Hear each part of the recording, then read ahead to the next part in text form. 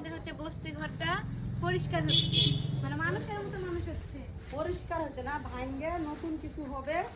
সেটাই তো পরিষ্কার হচ্ছে তো নাকি? একটা আগে কারণে ভালো হচ্ছে ছিল না, কারণ সব জিনিস ধোয়া যেত, আর এখন সব রাখা যাবে না। রাখা যাবে না। খোলামেলা পাবো, Yes. সব।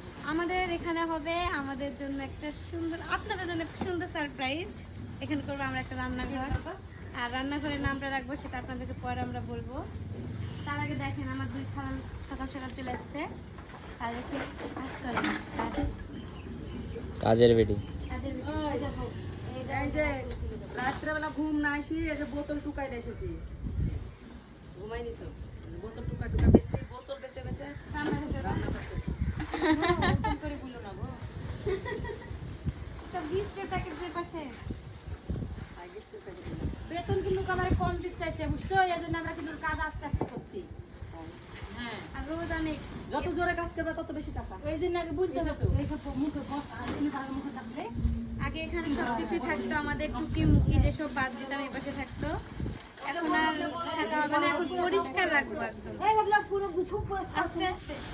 এখন একদম পরিষ্কার রাখবো, রান্নাঘর হবে এক সাইডে, সুইমিং পুল হবে এক সাইডে, তারপরে আরো এভরিথিং, মানে এখন গ্রাম্য ভাবে যেরকম হয় কি হয় আর কি এরকম হবে। গ্রামে সুইমিং পুলও থাকে?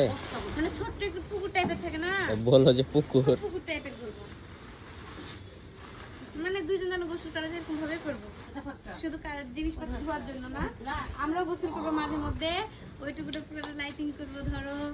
আর আমি একটা জিনিস এখনটা বিশ্বাস করলাম যে কিছু পাইতে হলে কিছু হারাতে হয়। আমার এই ঘরটা পুরোটাই টিন দিয়ে এত সুন্দর করে ঘেরা ছিল, মানে যা হতো মেন কথা হাবড়ি জাবড়ি, মানে যত রকম গোডাউনে রাখা জিনিস সব এই ঘরে রাখতে পারতাম। তো শখ পূরণ করতে যায় ঘরটা ভেঙে ফেলেছি। এখন দেখি কি হয়। আর পুরোটা ঘুরে বাড়িতে দেখা কিছু হারাতেই হবে, ফাঁকা যেহেতু হয়ে আমার আর জায়গা নাই, এইটুকুই জায়গা শেষ সম্বল, সে কারণে এটা ভেঙে ফেললাম। আগামীতে ভালো কিছু আশাই। ফুলের টপটা আমাদের জন্য রাখবা না, নিয়ে যাবো তোমরা, আরে বাপরে, নিয়ে যাবো। সবই তো দিলা। দাও দাও দাও দাও। Thank you. এই যে এটা দিলা হাফ মাসের বেতন কাটা। শুনো, তুমি এত কাজ করে যাওয়ার জন্য আপনাকে আমি গিফট করলাম। আমি আপনাকে থ্যাংক ইউ। ওই এই ফুলের এতদিন তোড়া। কাজ করার জন্য ফুলের শুভেচ্ছা। না না থ্যাংক ইউ দিছি। ফুল যেহেতু আমার দাদি আসেনি, জাকা বুলা মানে আমাদের ঘরে হবে পুরা দেবনি। আমাদের ঘরে মানে আমাদের বাড়িতে যত রকমের মানে বাদ হয়ে যায় জিনিসপাতি, মানে যেগুলো চলবে না বাতিল, সেই জিনিসপাতি সব এখানে রাখতাম।